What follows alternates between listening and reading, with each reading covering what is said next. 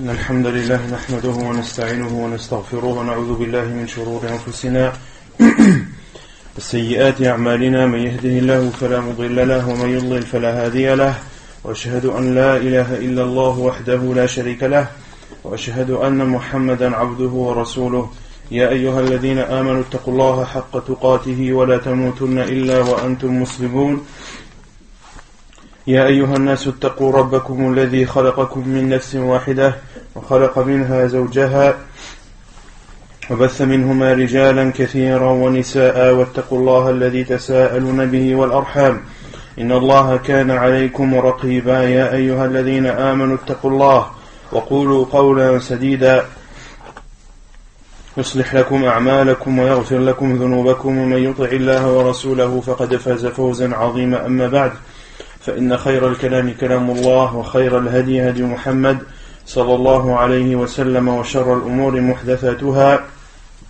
وكل محدثة بدعة وكل بدعة ضلالة وكل ضلالة في النار أما بعد.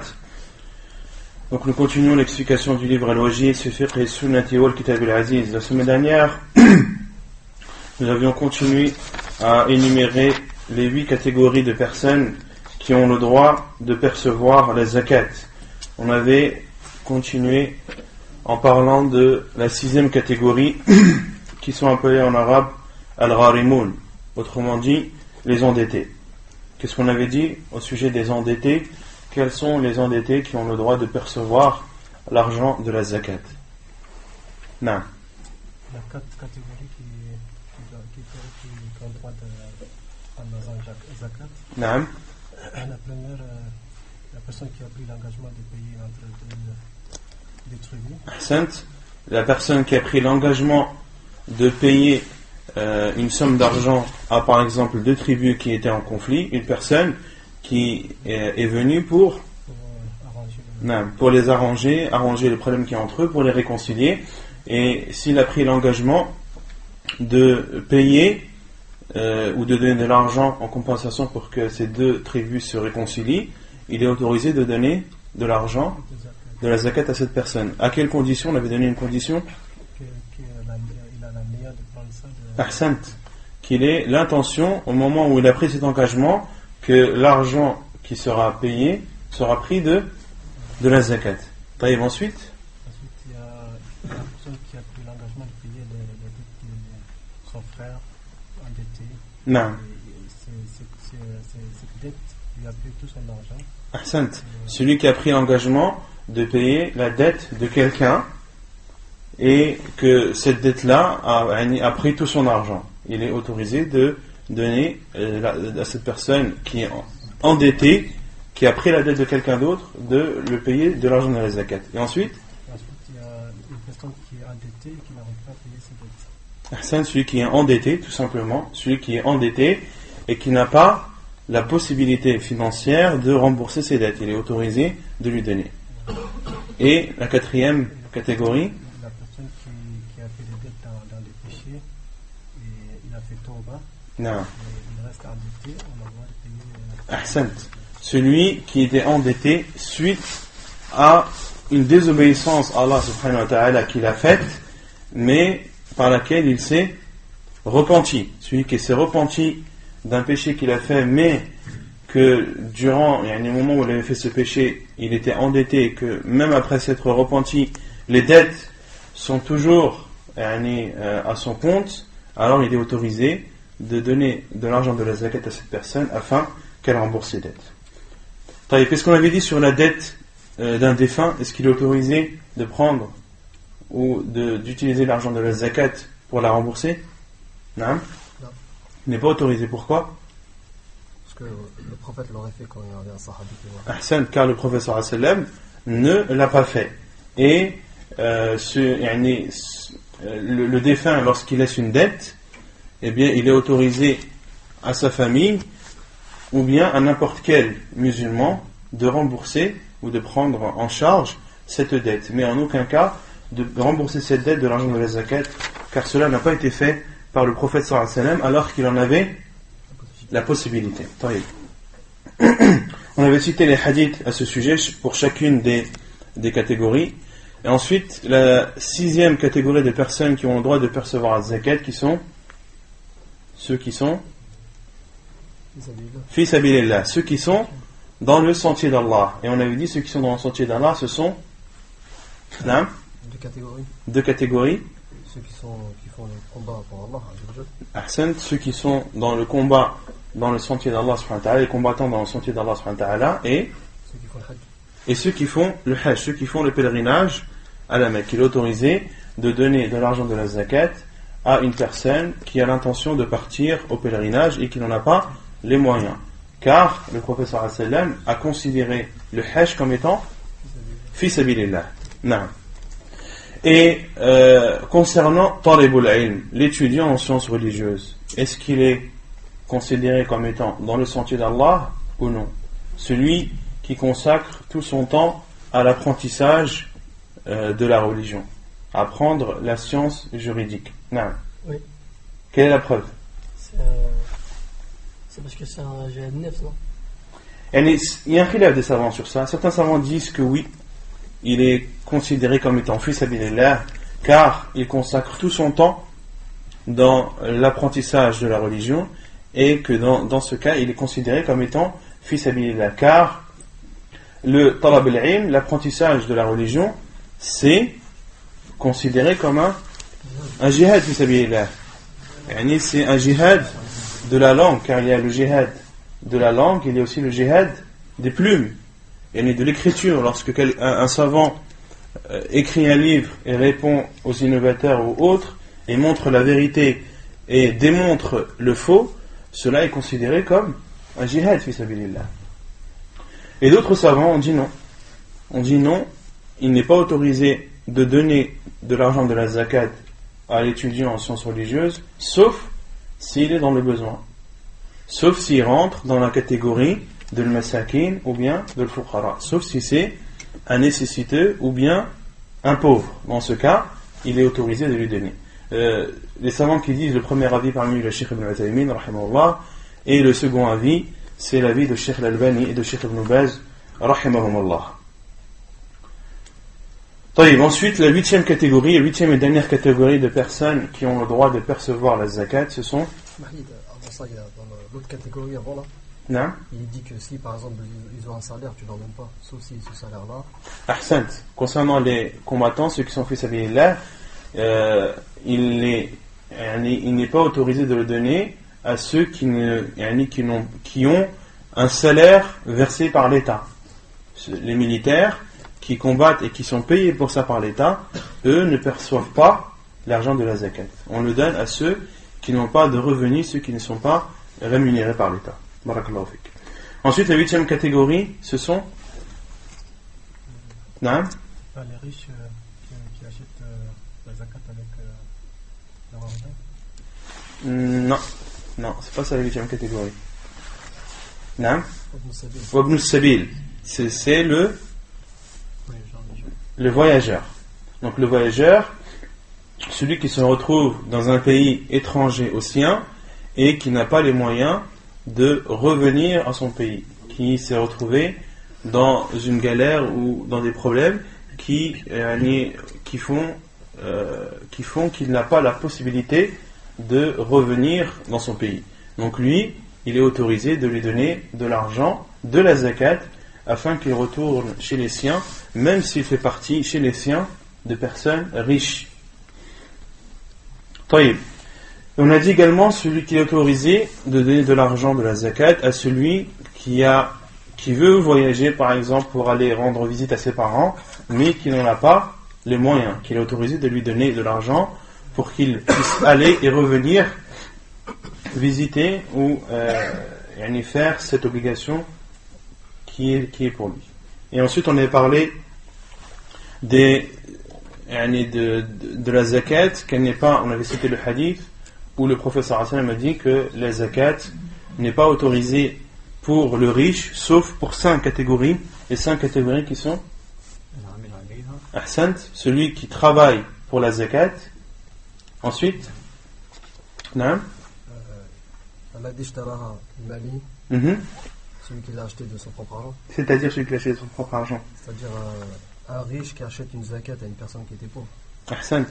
C'est-à-dire qu'il est autorisé à un riche d'acheter la zakat de son argent de l'acheter avec son argent. Acheter la zakat, c'est-à-dire un pauvre à qui on a donné par exemple un bien, ça peut être une chamelle ou autre, eh bien il est autorisé à un riche de venir et d'acheter ce bien au pauvre. Donc en fait il a acheté indirectement une zakat. Et on avait dit qu'il fallait que ce cas était autorisé à condition que C'est pas lui qui lui a vendu. que la zakat qu'il achète, que ce ne soit pas lui qui l'ait donné à ce pauvre, mais que ce soit quelqu'un d'autre. Car sinon, cela ouvrirait la porte à des escroqueries et à des déviations des jugements de la religion. Ou bien alors, celui qui est endetté, car des riches peuvent être endettés, il est autorisé de leur donner de la zakat s'ils n'ont pas la possibilité de rembourser leurs dettes, ou bien ceux qui combattent dans le sentier d'Allah, ils peuvent très bien être riches, ou bien un pauvre qui donne en aumône ou qui donne en cadeau un bien qui lui a été donné de la zakat. Il est autorisé à un pauvre de donner un cadeau à un riche, même si ce cadeau fait partie de la zakat. Ensuite, on a parlé de zakat al-fitr. Quel est son jugement? À part Bachir. Naam? Pardon. L'expression sur les paroles inutiles. Naam. Quel est son jugement d'abord? Le jugement, c'est une obligation. C'est une obligation. Zakat al-fitr, c'est une obligation. Pourquoi est-ce qu'elle a appelée zakat al-fitr? Parce qu'elle est donnée au moment de rupture. Naam, elle est donnée au moment de la rupture du Ramadan. Donc c'est pour cela qu'elle est appelée zakat al-fitr. Et donc elle est obligatoire. Les hadiths à ce sujet et le hadith où il est dit que le prophète sallallahu alayhi wa sallam a rendu farada Rasulullah sallallahu alayhi wa sallam zakat al-fitr. Le prophète sallallahu alayhi wa sallam a rendu zakat al-fitr obligatoire. Et concernant sa sagesse, pourquoi est-ce qu'elle a été légiférée? Non?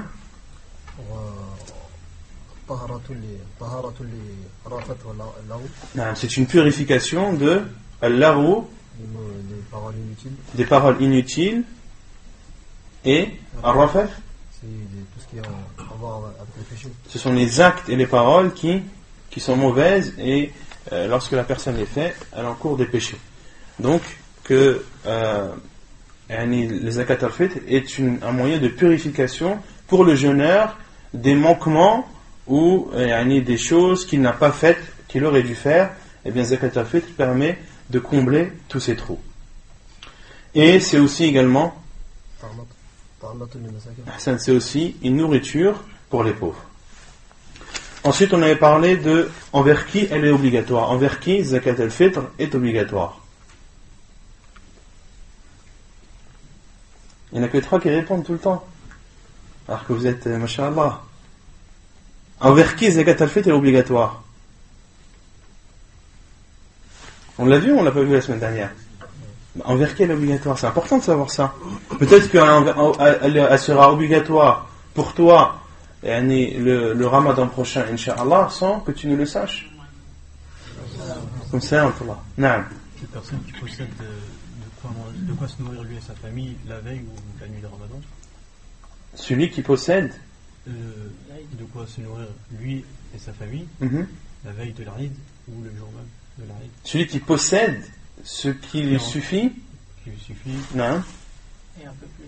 Ouais, celui qui possède ce qui lui suffit ou plus que ce qui lui suffit. Plus que ce qui lui suffit. Ahsan. Donc c'est celui qui possède la veille de l'Aïd, celui qui a en sa possession plus que sa suffisance et la suffisance de sa famille.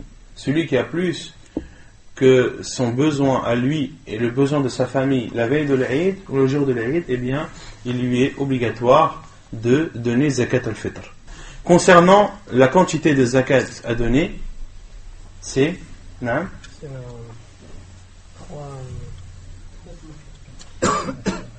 C'est la contenance. 4 amdad. Et 4 amdad, c'est un sa'. Donc de donner un sa', on avait dit qu'un sa', ça équivaut à combien en kilos? 2,40 kg de façon précise, mais rien n'interdit de donner plus. Et concernant al-qamh, le blé ou le froment, la quantité est de Un demi-sa. 1 demi-sa', autrement dit muddaini, ahsant, 2 mouds. 2 mouds, ça c'est concernant le blé et le froment. Et tout le reste de nourriture, il faut donner à sa', qui est l'équivalent de 2 kg et 40 grammes. Et on avait dit que la majorité des savants, ou la plupart des savants, obligent de donner zakat al-fitr comment? Non? En nourriture. Et seul l'imam Abu Hanifa, rahimahullah, autorise le fait de la donner en argent. Mais l'avis le plus sûr, c'est l'avis de la plupart des savants, et c'est ce qui est appuyé par les hadiths du prophète sallallahu alayhi wa sallam, car le prophète sallallahu alayhi wa sallam, parmi les sagesses de zakat al-fitr, il a dit que c'était une nourriture, ta'amatun lil masakin, que c'était une nourriture pour les pauvres. Et quant à l'argent, le fait de donner l'argent aux pauvres, eh bien cela doit être fait dans les autres contextes, comme zakat al-mal, lorsque tu as de l'argent à donner, de la zakat de ton argent, dans ce cas tu donnes de l'argent, ou bien lorsque tu veux faire un don bénévole, une sadaqa, eh bien donne de l'argent aux pauvres. Mais quant à zakat al-fitr, en particulier, elle doit être donnée et ne doit être donnée qu'en nourriture et non en argent. Et certains savants considèrent même que celui qui la donne en argent, elle n'est pas acceptée de lui. Et parmi eux, Cheikh al-Fawzan hafidhahullah considère que celui qui donne zakat al-fitr en argent, eh bien elle n'est pas considérée comme zakat al-fitr. Car le prophète sallallahu alayhi wa sallam a dit: Man ahdatha fi amrina hada ma laysa minhu fahuwa raddun. Celui qui innove dans nos commandements une chose qui n'en fait pas partie, il est rejeté.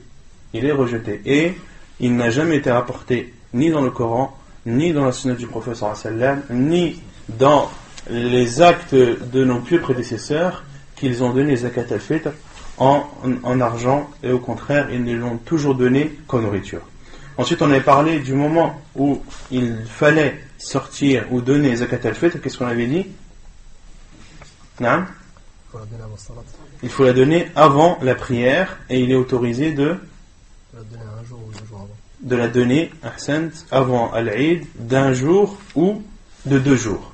Et il est interdit de retarder. Il est interdit de donner zakat al-fitr après la prière, sauf pour celui qui est excusé, sauf pour celui qui a une excuse valable, celui qui a oublié, ou celui qui a un udhr shar'i, qui a une excuse valable islamiquement. Alors il donne la zakat au moment où il le peut, ou celui qui l'a oublié au moment où il s'en rappelle. Et à qui doit être donnée la zakat al-fitr? Est-ce que c'est comme zakat al-mal, ou qui doit être donnée à une des 8 catégories, ou bien est-ce que c'est autre chose? Non, c'est juste au fuqara et au masakin. Zakat al-fitr ne doit être donnée que aux pauvres ou bien aux nécessiteux, car le prophète sallallahu alayhi wa sallam a dit que c'était une nourriture pour qui? Pour al-masakin, pour les nécessiteux et les pauvres. Et al-masakin, on avait dit dans le hadith, qu'est-ce qu'il englobe? Non, le terme miskin, lorsqu'il est cité tout seul, englobe les nécessiteux et les pauvres. De même que al-fuqara, lorsqu'ils sont cités tout seuls, ils signifient les pauvres et les nécessiteux. Et lorsqu'ils sont cités l'un à côté de l'autre, alors al-fuqara signifie, ou al-faqir signifie celui qui a moins de la moitié. Yani signifie le pauvre, et al-miskin signifie le nécessiteux. طيب. يقول المؤلف: صدقة التطوع، ويستحب الإكثار من صدقة التطوع لقوله تعالى: مثل الذين ينفقون أموالهم في سبيل الله كمثل حبة أنبتت 7 سنابل في كل سنبلة 100 حبة والله يضاعف لمن يشاء والله واسع عليم. Ensuite, le chapitre des aumônes surérogatoires. Des aumônes surérogatoires. L'auteur dit, et il est préférable de donner beaucoup d'aumônes surérogatoires. La preuve est la parole d'Allah subhanahu wa ta'ala, où il dit: ceux qui dépensent leurs biens dans le sentier d'Allah ressemblent à un grain d'où naît ou d'où naissent 7 épis, chaque épi contenant 100 grains. Et Allah multiplie la récompense à qui il veut, et Allah est immense et savant de toutes choses. Donc ici, dans ce verset, Allah subhanahu wa ta'ala donne l'image de celui qui donne une aumône surérogatoire comme un grain, et dans ce grain il y a 7 épis, et dans chaque épi il y a 100 grains. Autrement dit, la récompense est multipliée par combien? Par 700. Puis Allah subhanahu wa ta'ala dit Wallahu yudha'ifu liman yasha. Et Allah subhanahu wa ta'ala ne se contente pas uniquement de multiplier cette aumône surérogatoire par 700, mais il multiplie aussi et multiplie par un nombre plus grand à qui il veut. Wallahu yudha'ifu liman yasha wallahu wasi'un alim. Et Allah est immense, c'est-à-dire dans la récompense qu'il peut donner à ses serviteurs. Wallahu wasi'un alim. Et il sait tout, il connaît ses serviteurs qui donnent les aumônes surérogatoires, même s'ils le font de façon discrète. Allah subhanahu wa ta'ala est savant de toutes choses. Il y a d'autres versets dans le Coran où Allah subhanahu wa ta'ala encourage les musulmans et les croyants à donner des aumônes surérogatoires, entre autres le hadith, plutôt le verset Afwan dans Surat Al-Ahzab, où Allah subhanahu wa ta'ala cite en disant Innal muslimina wal muslimat wal mu'minina wal mu'minat, les musulmans et les musulmanes, les croyants et les croyantes. Puis Allah subhanahu wa ta'ala cite parmi eux wal mutasaddiqina wal mutasaddiqat, et ceux qui donnent en aumône parmi les hommes et ceux qui donnent de l'aumône parmi les femmes. Et Allah subhanahu wa ta'ala à la fin du verset, lorsqu'il a cité toutes ces catégories, il a dit A'addallahu lahum maghfiratan wa ajran 'azima. Allah subhanahu wa ta'ala leur réserve un pardon de lui wa ajran 'azima, et une immense récompense. Et Allah subhanahu wa ta'ala dit aussi dans un autre verset dans Surat Al-Baqarah, lorsqu'il a parlé de l'usure, Allah subhanahu wa ta'ala dit Yamhaqullahu riba. Allah subhanahu wa ta'ala rabaisse l'usure et enlève de l'usure toute bénédiction, toute baraka. Yamhaqullahu riba wa yurbis sadaqat. Et de l'autre côté, Allah subhanahu wa ta'ala multiplie et fait fructifier les aumônes lorsqu'elles sont données par les musulmans et les musulmanes, ou par les croyants et les croyantes. Et Allah subhanahu wa ta'ala dit aussi dans un autre verset Innal musaddiqina wal musaddiqat wa aqradu Allaha qardan hasana yudha'afu lahum wa lahum ajrun karim. Allah subhanahu wa ta'ala dit ceux qui donnent les aumônes et qui ont fait un prêt sincère à Allah subhanahu wa ta'ala, ceux-là alors leur récompense sera multipliée et ils auront une récompense généreuse. Allah subhanahu wa ta'ala sera généreux envers eux comme ils ont été généreux envers les pauvres. Car Allah subhanahu wa ta'ala dans tous les cas n'a pas besoin de ses serviteurs. Allah subhanahu wa ta'ala n'a besoin de personne. Ne pense pas qu'Allah subhanahu wa ta'ala, lorsqu'il te demande de donner en aumône, ne crois pas qu'Allah azza wa jal a besoin de cela. En aucun cas. Wallahu ghaniyun hamid. Wallahu ghaniyun 'anil 'alamin. Allah n'a besoin de personne, mais tout le monde a besoin de lui, comme il dit Allah subhanahu wa ta'ala Antumul fuqara'u ila Allah wallahu huwa al-ghaniyyul hamid. Vous êtes les pauvres envers Allah, et c'est Allah qui est le riche et celui qui doit être loué. ولقول النبي صلى الله عليه وسلم, donc ceci concernant les versets dans le Coran qui poussent et encouragent le croyant à donner en aumône, et concernant les hadiths du prophète sallallahu alayhi wa sallam, ولقول النبي صلى الله عليه وسلم ما من يوم يصبح العباد فيه إلا ملكان ينزلان فيقول أحدهما اللهم أعطي منفقا خلفا ويقول الآخر اللهم أعطي ممسكا تلفا. Hadith muttafaqun alayh. Et parmi les autres preuves, il y a la parole du prophète sallallahu alayhi wa sallam lorsqu'il dit il n'y a pas un jour que vivent les serviteurs sans que 2 anges ne descendent. Et l'un dit: ô Allah, donne à celui qui donne en aumône, donne-lui un retour, fais une suite à son don et à son aumône. Et un autre ange, l'autre ange dit: Allahumma a'ti mumsikan talafa. Ô Allah, donne à celui qui s'est abstenu, à celui qui a été avare, à celui qui n'a pas donné en aumône par avarice, donne-lui, fais-lui connaître la perte. Hadith authentique rapporté par Al-Bukhari et Muslim.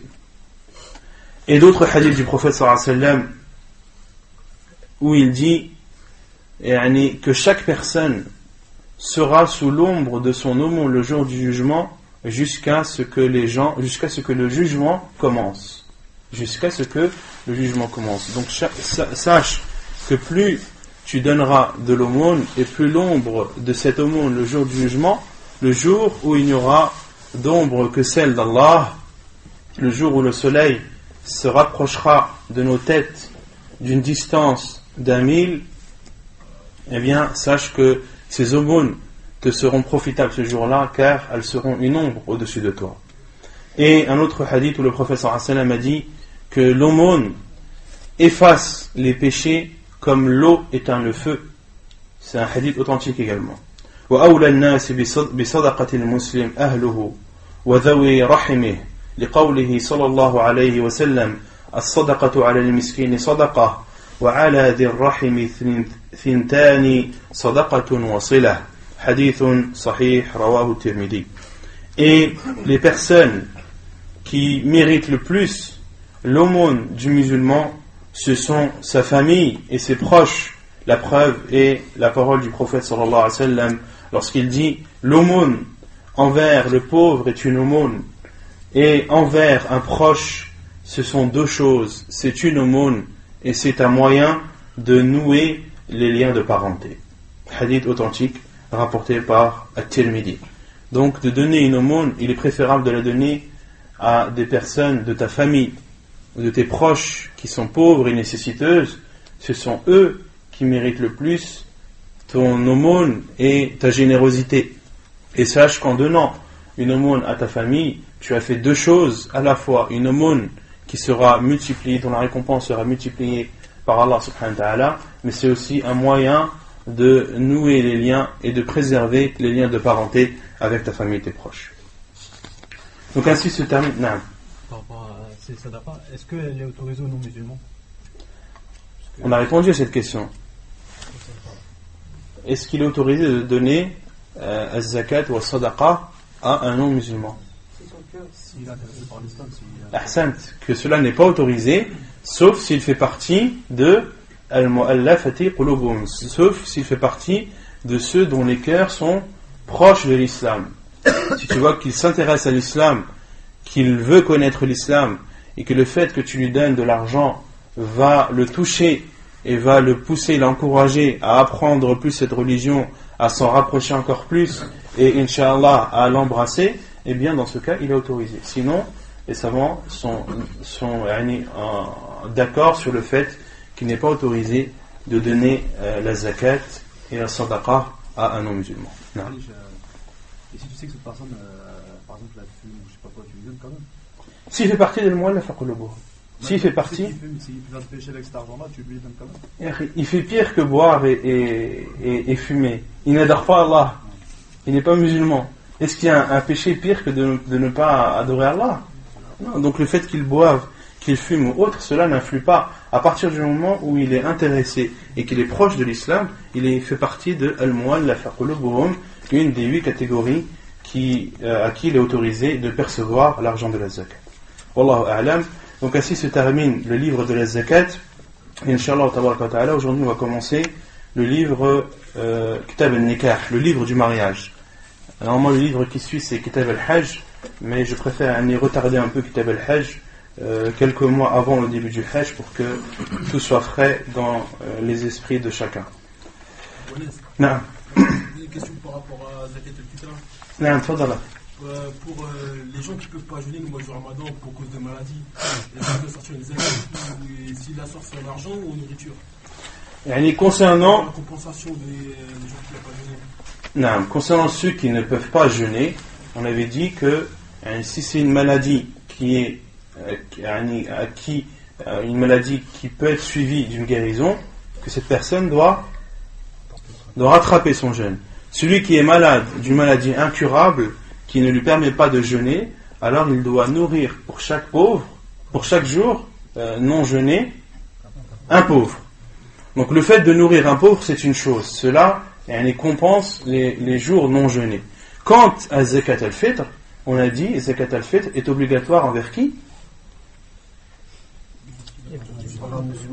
Envers le musulman qui est libre et qui a plus que sa suffisance à lui et à sa famille la veille de l'Eid.